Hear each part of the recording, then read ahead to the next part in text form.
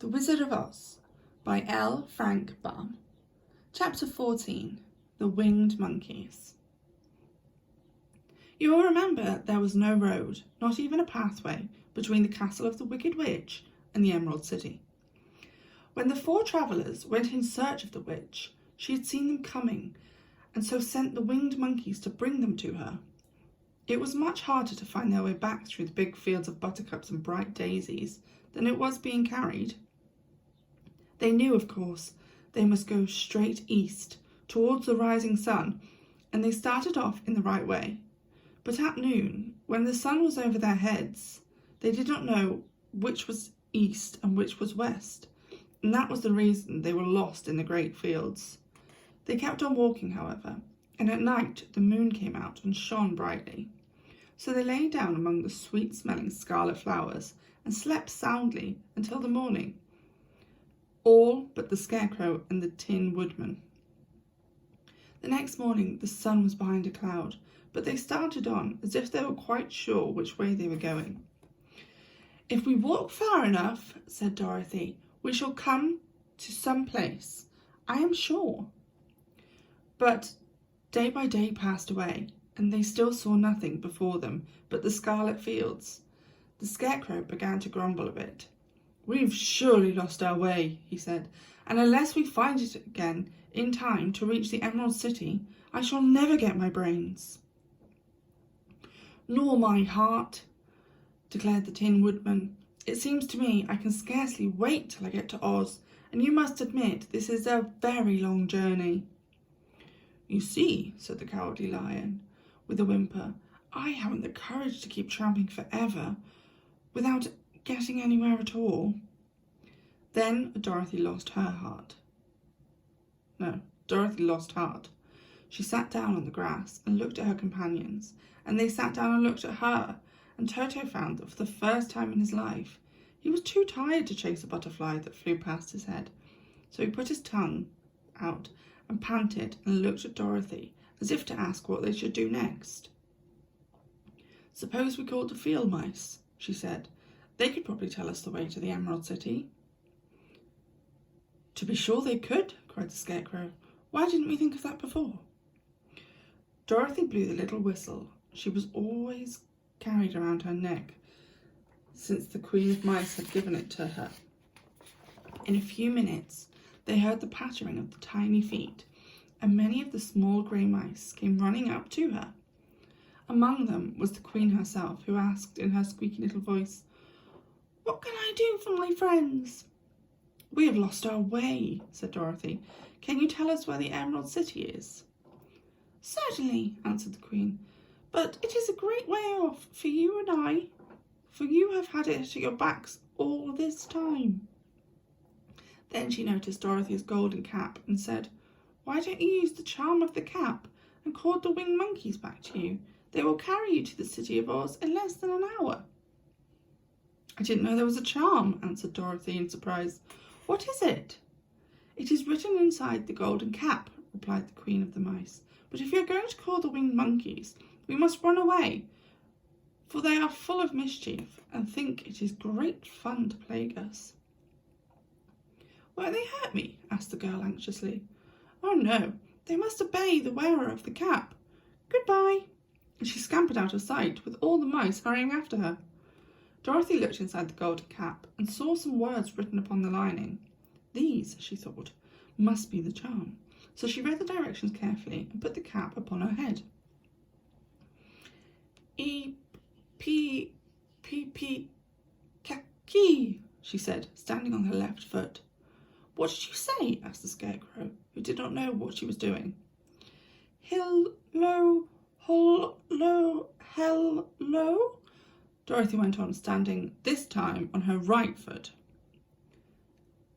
"Hello," replied the Tin Woodman calmly. "Zizzy, zoozy, zick," said Dorothy, who was now standing on both feet. This ended the saying of the charm, and they heard a great chattering of flapping of wings as the band of winged monkeys flew up to them. The king bowed low before Dorothy and asked, "What is your command?" "We wish to go to the Emerald City," said the child, "and we have lost our way." "We will carry you," replied the king, and no sooner had he spoke than 2 of the monkeys caught Dorothy in their arms and flew away with her. Others took the scarecrow and the woodman and the lion, and one little monkey seized Toto and flew after them, although the dog tried hard to bite him. The scarecrow and the tin woodman were rather frightened at first, for they remembered how badly the winged monkeys had treated them before, but they saw there was no harm was intended, so they rode through the air quite cheerfully and had a fine time looking at the pretty gardens and the woods below them.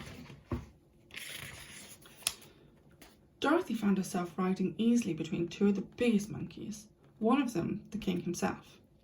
They had made a chair of their hands and were careful not to hurt her. "Why do you have to obey the charm of the golden cap?" she asked. "That is a long story," answered the king with a laugh, "but as we have a long journey before us, I will pass the time by telling you about it if you wish." "I shall be glad to hear it," she replied.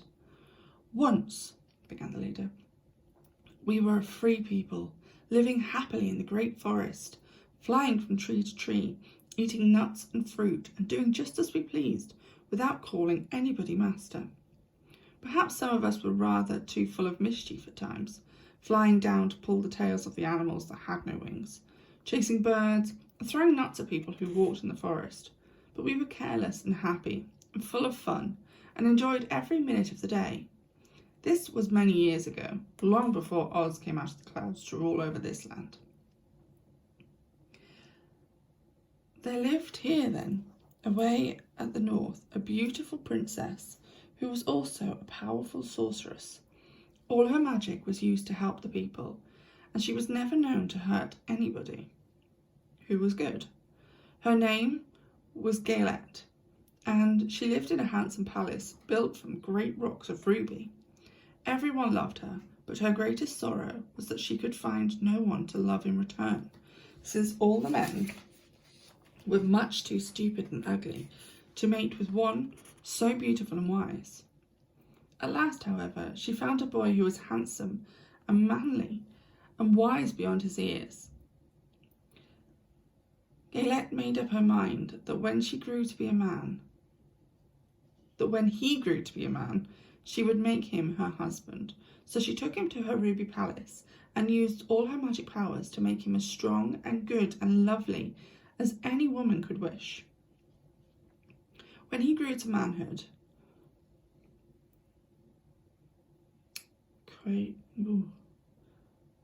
Krulala, as he was called, was said to be the best and wisest man in all the land. While his manly beauty was so great that Gaylette loved him dearly and hastened to make everything ready for the wedding. My grandfather was at that time the king of the winged monkeys, which lived in the forest near Gaylette's place, and the old fellow loved a joke better than a good dinner. One day, just before the wedding, my grandfather was flying out with his band when he saw Krulala walking beside the river. He was dressed in a rich costume of pink, silk,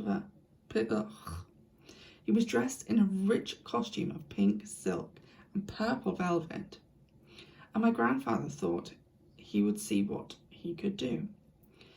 At his word, the band flew down and seized Krulala, carrying him in their arms until they were over the middle of the river, and then dropped him in the water. "Swim out, my fine fellow," cried my grandfather, "and see if the water has spotted your clothes." Krulala was much too wise not to swim, and he was not in the least spoiled by all his good fortune. He laughed when he came to the top of the water and swam in to shore, but when Gaylette came running out to him, she found his silks and velvets all ruined by the river. The princess was angry, and she knew, of course, who did it. She had all the winged monkeys brought before her, and she said at first that their wings should be tied, and they should be treated as they had treated Krulala and dropped in the river.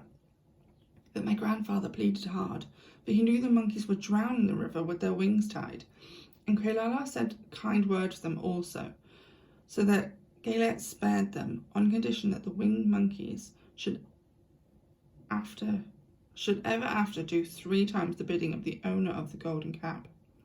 This cap had been made for a wedding present to Kalala, and it is said to have cost the princess half of her kingdom. Of course, my grandfather and all the other monkeys at once agreed to the condition, and that is how it happens that we are 3 times the slaves of the owner of the golden cap, whoever he may be. And what became of them? Asked Dorothy, who'd been greatly interested in the story. Kalala being the first owner of the golden cap, replied the monkey. He was the first to lay his wishes upon us.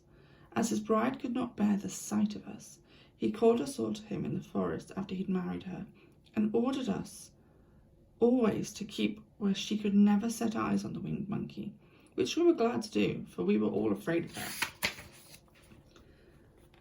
This is all we had to do until the golden cap fell into the hands of the wicked witch of the west, who made us enslave the Winkies, and afterwards drive Oz himself out the land of the west. Now the golden cap is yours, and 3 times you have the right to lay your wishes upon us.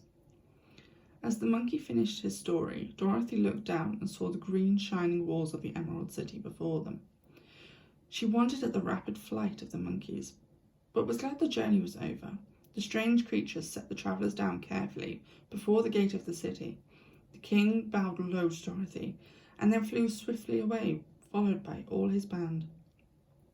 That was a good ride, said the girl. Yes, and a quick way out of our troubles, replied the lion. How lucky it was you brought away that wonderful cap.